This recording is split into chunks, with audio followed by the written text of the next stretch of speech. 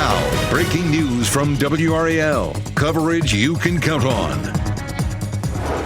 Traffic troubles on a busy Raleigh road. A tractor trailer falls off a bridge. We have team coverage at the scene and in the traffic center with what we know. Plus, someone out there knows something that can bring her home. Somebody knows. And we are begging you to please come forward now. Another desperate plea for answers and a new hefty reward. The family of Nancy Guthrie reaches out to the public for closure. also, flames race through a massive apartment complex. Dozens are without a place to stay. Several are injured. What we've uncovered about the management's troubled past. First, breaking news. Cleanup efforts are underway on I-87 in Raleigh after the driver of a tractor trailer crashed and went over a bridge. Hello, everyone. I'm Renee Chu. And I'm Chris Levigan. Thank you so much for joining us this afternoon. We do want to show you a live look from Sky 5, and that's near New Hope Road and I-40. We have live team coverage this hour to talk a little bit more about that. And Kit Smith is tracking the routes to avoid this backup. We begin with Monica Casey live at the scene. Monica, what have we learned about the driver's condition?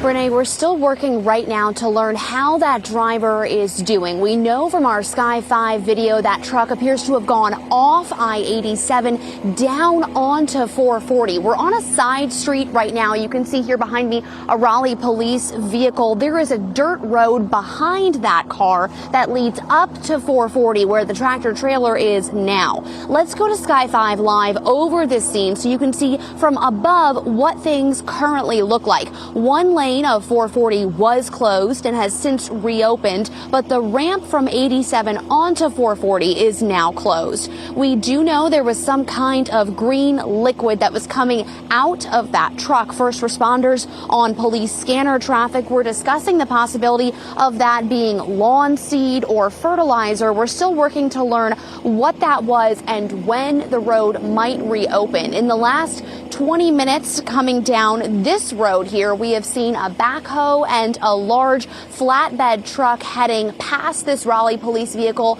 down toward 440, possibly to start helping with cleanup. Ken, I'll send it over to you. Yeah, Monica, we've been monitoring this crash since it happened here in the WRAL Traffic Center. I want to walk you through exactly what it looks like on our live traffic map this morning. It's a situation where I-87 right there, the ramp is completely closed. You can see it in purple right now. We've been seeing some lingering backups off and on those 87 southbound lanes. Traffic is being diverted to those westbound lanes of 440. And here's a look at that ramp that's completely closed right now in this noon hour. And this is what the traffic situation looks like if you're coming in on I-87 in those southbound lanes. That's the ramp where the crash happened. But of course, traffic is being diverted to these westbound lanes here at 440. You want to definitely avoid this area altogether. You're coming south on 87. You might want to take 540 as an alternate route. I'll keep monitoring it here in the WRAL Traffic Center. We know you will, Ken. Thank you. Now to our other top local story. Investigators are searching for the cause of an enormous fire at an apartment building in Morrisville. Sky 5 video shows the orange glow of flames at the Camden Westwood Apartments from last night. And this is what the scene looked like once crews put out the fire. WRAL's Heidi Kirk was there at the fire last night. She joins us live once again back out at the scene where investigators are sifting through the debris. Heidi. Renee, and we've been watching some people literally coming back to the scene, taking all of this in for the very first time. In fact, I'm going to step out of the way and show you one of the apartments that has the most damage. You can really see how charred it is. I mean, they do not know what is left inside here. We spoke to the woman within the hour who lives there, saying she just wants to know if there is anything that is salvageable. And if you walk over this way with me, you'll see that there have been fire crews literally here all night long, staging here, both pushing forward their investigation, trying to figure out exactly what happened. And take a look at this video. You'll see they were here overnight as well, really going from that recovery mode, making sure that the fire was under control, and then to this investigation stage. But again, many people coming back here just trying to figure out if there is anything that they can take out of their apartment and really just taking in the damage. I don't think it really sunk in, though, until I came back around midnight just to kind of look at everything and just seeing how it's just, like, gone. Because, the whole top of the apartment is just gone. We were looking at it this morning on the news. And just hoping that, by some miracle, maybe there's some stuff left. And thankfully, some of the people who are displaced from here have family, friends in the area that they can stay with. We've talked to the Red Cross also within the hour, who says they are working to make sure every single person who's been displaced from this.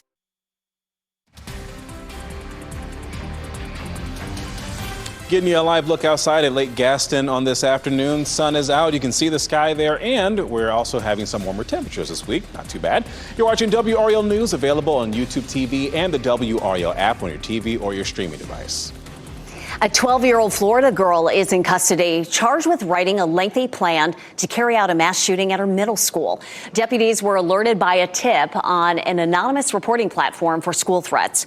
The entire manifesto is so riddled with graphic language that most of it is blurred. Investigators say the preteen wrote a 13-step plan to shoot students, staff, the school resource officer, and then herself. She also specifically named students she claims have been bullying her. That's no excuse to be writing out a manifesto and talking about how you're going to wipe people off the face of the earth. There are steps in place that you go to and you use. The sheriff says this is not the preteen's first time being in trouble for making a threat against a student. Parents from the middle school are relieved to hear that deputies made an arrest. Today marks 4 years since Russia invaded Ukraine. European leaders joined Ukrainian President Volodymyr Zelensky for a prayer service. After months of U.S.-led negotiations, there has been little progress in peace talks. Ahead of the 4-year mark, Zelensky urged President Trump to visit Ukraine. He says any peace talks must not nullify years of sacrifice by his people. And tensions between the United States and Iran remains high as President Trump prepares to address the nation tonight. The president ordered sea and air defenses into that region as he decides to possibly strike Iran. Negotiations are set to happen Thursday, but there are still concerns a strike could happen. If the president decides there are not enough compromises on Iran's side, it's unclear what the next step would be. The Iranians say they want to negotiate, but they are also threatening to retaliate if Trump goes through with striking their country. About a half dozen Democratic lawmakers will not face charges connected to a 90-second video recording. Now, in that video, Senators Mark Kelly, Alyssa Slotkin, and others reminded troops and intelligence officials that they could refuse illegal orders. U.S. Attorney for Washington, D.C., Jeanine Pirro dropped the charges after a federal grand jury refused to indict the lawmakers. Pirro reportedly has no plans to go back in front of a grand jury concerning the matter. NASA's historic moon mission faces another delay. Engineers say Artemis 2 will not launch until April at the earliest. The agency says it detected a helium flow issue in the rocket involved. NASA says it has to roll it off the launch pad for servicing. The agency says it has fixed a previous issue involving hydrogen. Artemis 2 will take 4 astronauts on a 10-day mission around the moon, becoming the first time humans will travel into deep space since the Apollo program ended in 1972. NC State alum Christina Cook is supposed to be a part of that. At the height of Monday's blizzard, it looked like there was an eye of the storm up in the northeast, but that's not what was happening. Meteorologist Chris Michaels explains what it was and why it's actually common in these kinds of storms. So if you're looking at the storm yesterday, it was like something out of a textbook, and it even had something that looked like an eye to it, but wasn't exactly an eye. Let's break down the differences. When you have a hurricane, that center of the storm, the air is sinking. So when it sinks, it compresses, it warms, it dries, so you get that clear spot in the very center of the storm. The way this happened was pretty different. This was a storm that was land-based, moved over the ocean, and it reached a mature stage or a mature phase.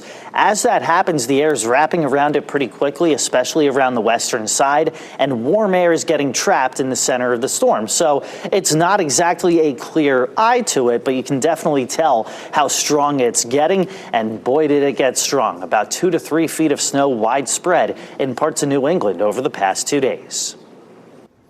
But you may be wondering what is happening next for us here. I'm looking at the radar here, and Elizabeth kind of gave me a little tutorial saying that high pressure system, right? That's what's going to bring some warmer temperatures. That's our next warm weather maker as it slides eastward. But we're still in this northwesterly flow. I stepped outside of the building just a minute ago, and it is still really chilly out there. Part of the reason for that is the breeze that we're seeing, and we're going to continue to see some breezy conditions. But this high slides eastward. Rotating around it is air moving clockwise, and so as it moves eastward, it'll help to to push more of that warm air into our region. So I know a lot of people are looking forward to it. But, you know, the folks out on the golf course don't mind waiting. You know, they're all dressed up in their coats, long sleeves, long pants.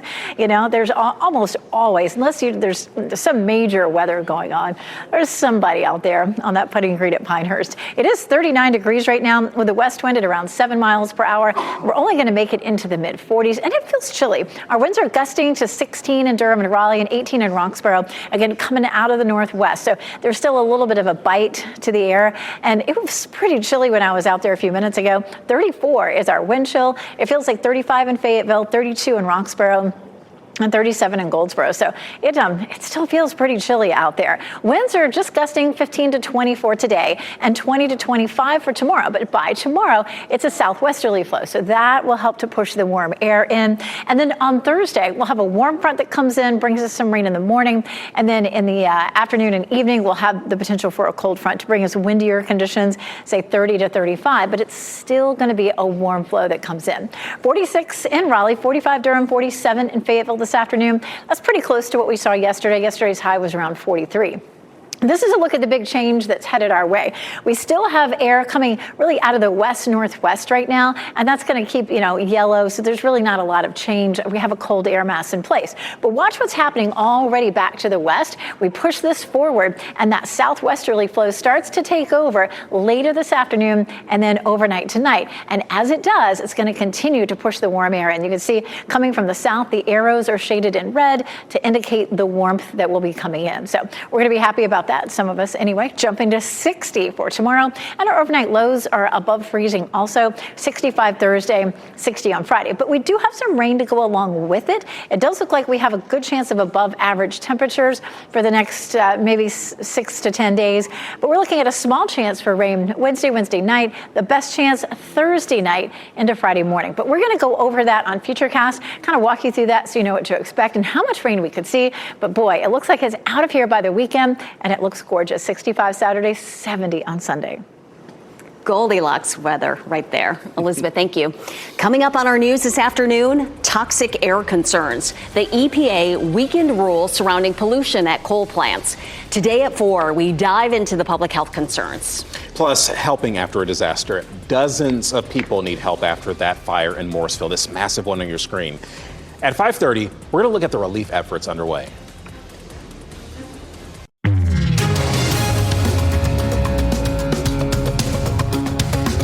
Well, grocery shopping has become more expensive with how the prices of some goods have gone up. 5 on your side's Ashley Rowe explains the easy ways to save during your next trip to the store.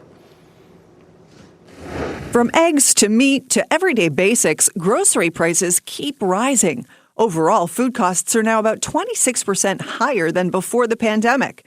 So with budgets already stretched, how can shoppers still save at the grocery store?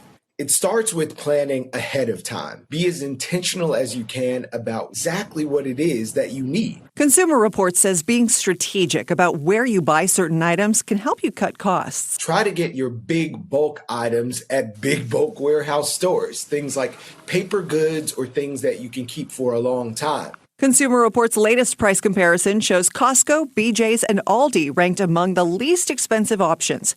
But if you don't have many grocery store options nearby, Consumer Reports says loyalty programs can help you save, especially if you use the store's app to access digital discounts.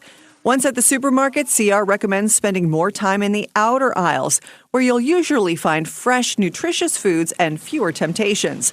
And what's right at eye level isn't always the best deal. Looking up and down the shelves can help you spot lower-priced options.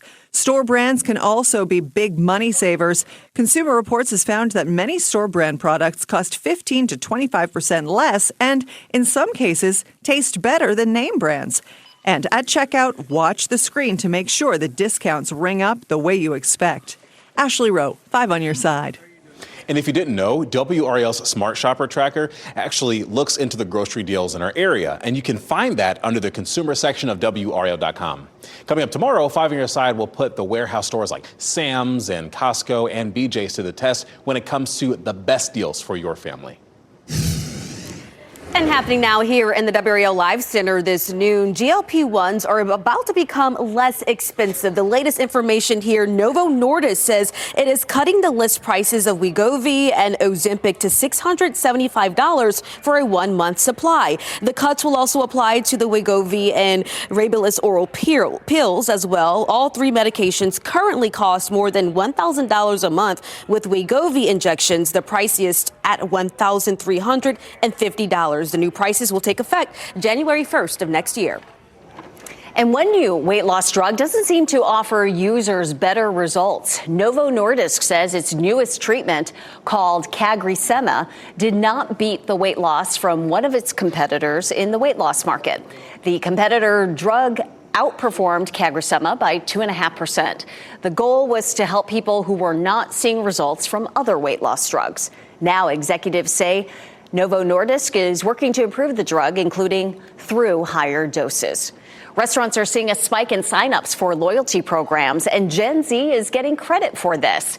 That generation numbered millennial as the most active generation in restaurant reward programs by 2024. That number has only grown as those ages 14 to 29 spend more. Data from one loyalty program software shows half of respondents say they compare offers before deciding where to eat. Massive fire aftermath. The new information we're learning from this site in Morrisville, plus the other times fires happened at this exact same apartment complex. Then the months-long waiting game for Wake County's new baseball team. We have the name you've been waiting for. And here's a look at your winning lottery numbers. Now, breaking news from WRAL. Coverage you can count on.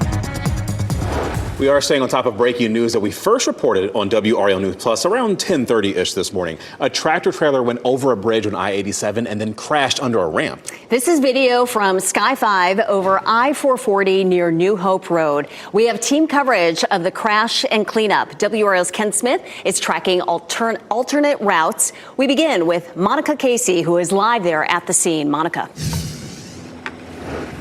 Well, Renee, 440 has reopened, so for safety right now, we have moved to this side street. If you take a look behind me here, you can see a Raleigh police vehicle is blocking the rest of this road. That's a dirt road down behind the car that actually leads up to 440, where the tractor trailer is now. Let's go to Sky 5 over the scene so you can see what things look like from above. The ramp from I-87 onto 440 is still closed. We heard on radio traffic first responders who arrived to the scene found some kind of green liquid up on 87. They said they believe that might be some kind of fertilizer. Now, we are still working to learn the condition of the driver of that truck right now, and we're also working to learn when 87 will reopen. Now, here on this road, we have seen quite a few vehicles coming and going. That Raleigh police vehicle having to move a couple of times to let a backhoe get down there along with a flatbed truck. We also saw a Wake County EMS paramedic vehicle go down there and come back up within about the last 10 minutes. Maybe they are down there starting cleanup efforts, that backhoe and the flatbed truck. We're still working to learn what exactly is happening down there. Ken, I'll send it over to you. Yeah, so, Monica, that's really the good news that you just talked about in terms of 440, because it's a situation where we're still seeing some lingering backups on I-87 as a result of that.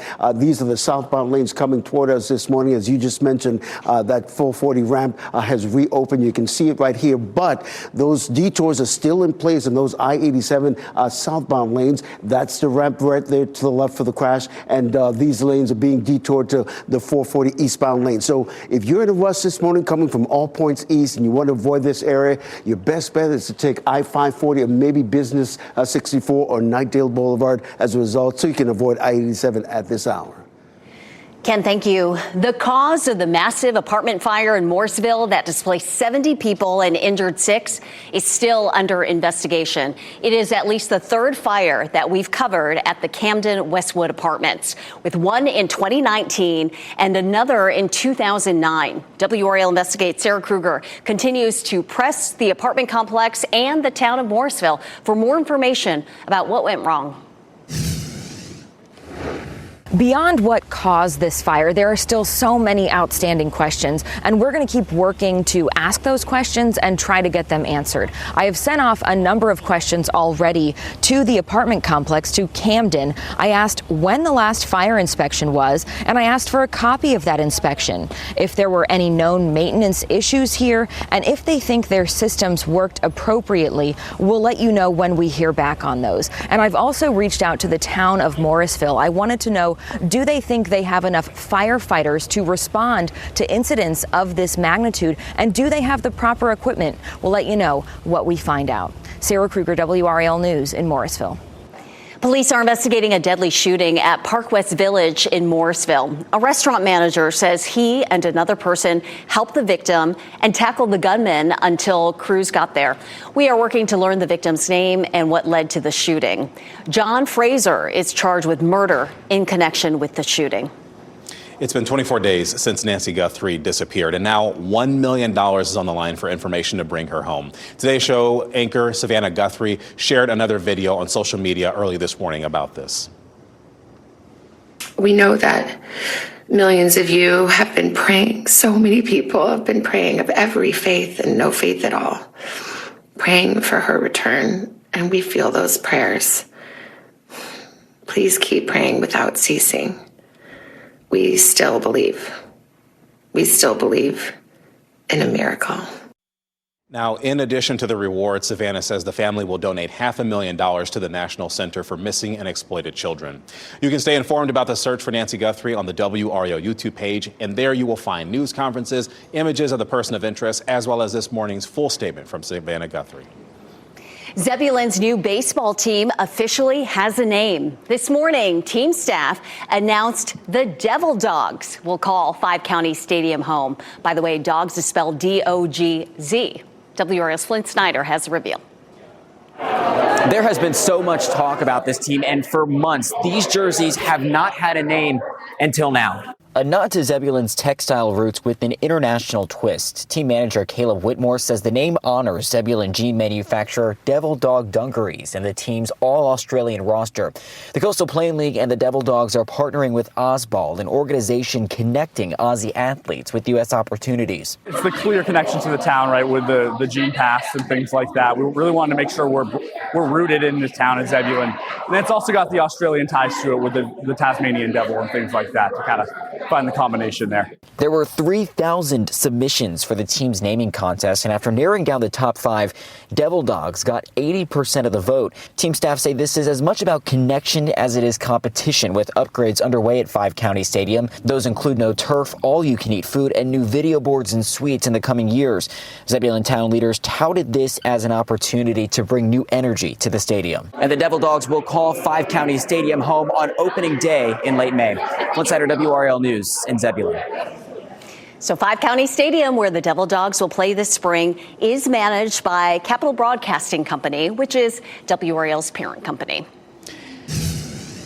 Well, the Winter Games had everyone glued to the TV screen, and they had the numbers to prove it. NBC reports it averaged around 23.5 million viewers for this year's Winter Games. That is the biggest number since 2014. Compared to the 2022 Winter Olympics, the viewership nearly doubled. Holding people accountable, who the families of a Texas summer camp are suing now after their daughters died in floodwaters. Plus, more harm than good when a focus on healthy eating becomes an obsession, and how this can negatively affect your health. Our team is working to bring you exclusive stories, and for coverage you'll only find on WRAL, visit WRAL.com and search the word only.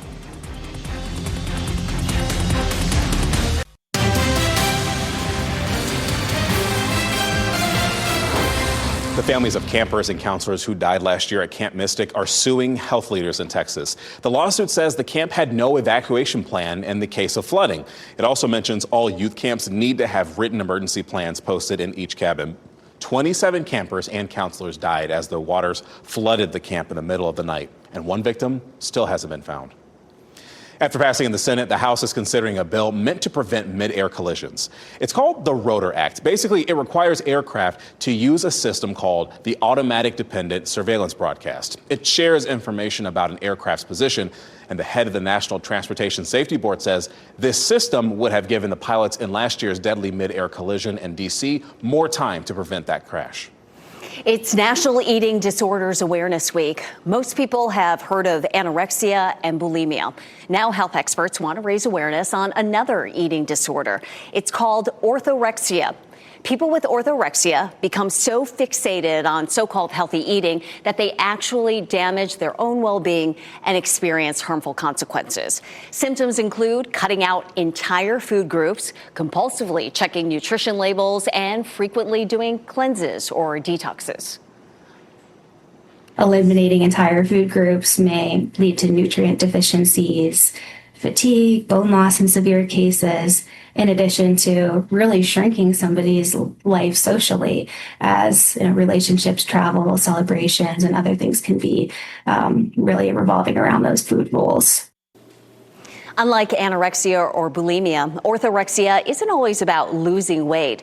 However, just as you heard the expert describe, it can be just as harmful. If you or someone you know might have symptoms, talk to your doctor.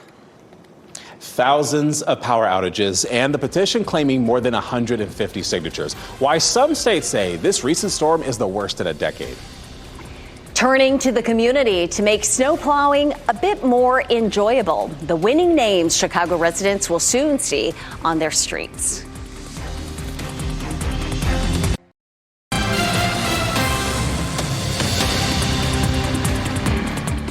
I'm Laura Levine here in the WRAL Live Center, where thousands of flights are still not getting off the ground today after that powerful blizzard hit the northeast, I should say. Here at RDU, even airports and airlines here being impacted with a total of 48 cancellations and 26 delays. We've been keeping our eye on this all morning long. Of course, New York, Boston, the two major airports impacted the most. Laura, thank you. The Northeast now digging out after one of the worst winter storms in a decade. Multiple states were buried under heavy snow and battered by strong winds. NBC's Emily Aketa reports from Freehold, New Jersey. Hey there. Well, this blizzard was a serious snowmaker, dumping more than 2 feet of snow on parts of 5 states, including a stunning 26 inches here in Freehold, New Jersey. And now the plows, the crews, they got to put that snow somewhere, and the plows are working around the clock, resulting in monstrous snow piles like the one I'm standing in the midst of right now. I'd estimate this is maybe 4 times my height. This was a record-breaking blizzard that also dumped more than 3 feet of snow on Providence, Rhode Island. That's the most snow that city has ever recorded, and more than 30 inches of snow on Islip, New York, which is part of Long Island. Another major concern still this morning, power outages. Hundreds of thousands of people are still without power, including in hard-hit New Jersey and Massachusetts. You look at the consistency of the snow, it's wet, it's heavy, so the concern remains that it could continue to snap tree branches onto power lines as the cleanup process continues. Now, while New York City students, they are back in the classroom today, despite a pretty big effort, more than 150,000 people signing a petition calling for remote learning. They did get to enjoy that rare snow day yesterday, but still today, many school districts across the Northeast are closed for a second day in a row, including in Boston, Providence, and here in Freehold as the massive cleanup process is underway. Back to you. So those states get feet of snow, and kids are already back in school. Well, New York City, I mean, what do they take the, subway anyway, or did they walk, and did they clear off the sidewalks? I mean, I guess roads not as much of a concern, right? In the aftermath of that. But in the middle of the city, but yeah, it is pretty incredible. And the amount of snow they saw was incredible too. 2 to 3 feet widespread across the Northeast. And because of that is why we're seeing chilly temperatures. Yeah, so we're seeing what's sort of behind that system, which is a flow coming out of the northwest. That kept our temperatures chilly yesterday and today, but tomorrow we're going to see a nice shift in our wind, so high near 60, and then that continues all the way through the weekend. The next thing that we watch is the development of a warm front and a cold front coming through. That'll bring us a chance of showers. We could see some of that as early as late as we get into the day tomorrow. Today's Tuesday, right? So first thing Wednesday morning, there's a very small chance of some showers, and then after that, we're looking at this warm front moving in. It's going to bring us a chance of some showers on Thursday in the morning. It looks like we'll have a wet commute on Thursday morning with maybe a few sprinkles even as early as tomorrow morning. And then the cold front comes through Thursday night and lingers into early Friday, and that's going to bring us about a 40% chance. So here's 3 o'clock in the afternoon for tomorrow. And again, first thing in the morning, there might be a sprinkle or two. This is 11 p.m. Wednesday, but notice by first thing Thursday morning, there's 6 a.m., it looks wet. So I would start planning on a wet commute on Thursday. We still have a whole nother day to worry about it. At lunchtime, the rain begins to taper off, and then overnight, it starts to return as the cold front slides through. And when it does, some of that rain may be heavy. There's a very small chance to see a rumble of thunder. We wouldn't have a severe threat. At least that's not the way it looks at the moment. Now, Friday could also be on the wet side in the morning. Not a lot of rain, but just some lingering water on the roads. And then after that, we gradually clear out as we head through Friday, late afternoon and evening. And then the weekend looks nice and dry. So let's follow along. Today, high pressure system to our west is keeping us in a northerly flow, so it's chilly and a little breezy. Then Wednesday, the high moves farther east, and that will shift our winds to southwesterly and will warm up to the 60s. Then Thursday, we'll see this warm front move in. That'll start to bring us a chance of showers in the morning on Thursday, and then in the evening and overnight, a chance of thunderstorms. And then gradually that front will start to pull away from us on Friday. So kind of a lot going on, but the bottom line is we could get some much needed rain out of the system. I'm hoping for anywhere between a half an inch to maybe 3/4 of an inch, possibly an inch across our area, just depending on how fast some of that precipitation moves. Looking at some nice temperatures, we'll be in the 60s all the way up through Saturday starting tomorrow. And then Sunday, we could top out at around 70 degrees. It does look like it'll turn cooler again on Monday. You know, we can't count on the upper 60s to 70s, full time right now. That's still well above normal. Ignore Monday. Just think about the weekend. Beautiful temperatures for the weekend. Thanks, Elizabeth. Well, new data shows nearly 400 Wake County students were physically restrained or secluded in a private area this past fall, I should say, according to the school system. In general, these were elementary school students with disabilities. Most of them are black students, and in total, they were restrained or secluded more than 1,000 times. Today, school system leaders are scheduled to present this data to the school board's Student Achievement Committee. The district presents these numbers every 6 months, and as we wrap things up, here's a look at a few of the headlines we're following today. Sky 5 flew over a serious crash on the Interstate 87 ramp over I-440 near New Hope Road. A tractor trailer fell off the overpass. The I-87 overpass was completely closed at the exit toward 440 East. A child is dead and another is seriously hurt after an assault in Fuquay-Varina. This happened last night at a home on Tobacco Barn Road. According to Wake County warrants, 16-year-old Jackson Borrello is charged in the murder of a 12-year-old, as well as the intention to kill a 9-year-old. Borrello is being held under no bond, and he is expected to appear in court in the next 30 minutes. Inspectors are surveying the damage after a massive fire ripped through this Morrisville apartment complex. 6 people were injured. 70 people now have to find a place to live from the Camden Westwood apartments. One person was taken to the hospital for burns. It's unclear what started the fire. WRAL is staying on the latest developments and has team coverage starting on our news at 4. After 13,000 entries, Chicago residents have decided a new set of names for its You Name a Snowplow contest. Previous names included Holy Plow, Sleet Home Chicago, and Salter Peyton number 34. As for the 2026 winners, some of the names include Stephen Cold Bear, Pope Frio the 14th, the Blizzard of Oz, and Caleb Chilliams. I love creative people. Great Holy names. Plow is a good one. Well, one abandoned LA high-rise known as Graffiti Towers has a new potential buyer. The KPC Group reached a deal with the original contractor on this project, and the purchase agreement is for $470 million in federal bankruptcy court, according to the LA Times. The deal could go through by April unless a higher offer is made. The building was officially called the Oceanwide Plaza Towers, but it rose to fame when a viral video showed the buildings covered with graffiti. For today's pet of the day, this pup means business. Look at 10-week-old Chief Bongo. Oh. What a cutie. 17 pounds, looking for his forever home. Chief Bongo here is happy-go-lucky, loves playing with other dogs, always up for a car ride. He's making great progress with house and leash training. To learn more about adopting Bongo, you can go to trybeagles.org. Oh, cute little doggy.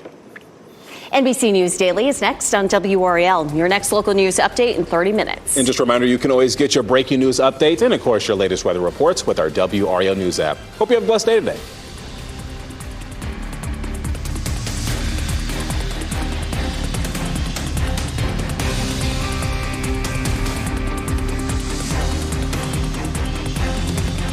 Keep watching WRAL News over the air Channel 34 and Spectrum Channel 1257.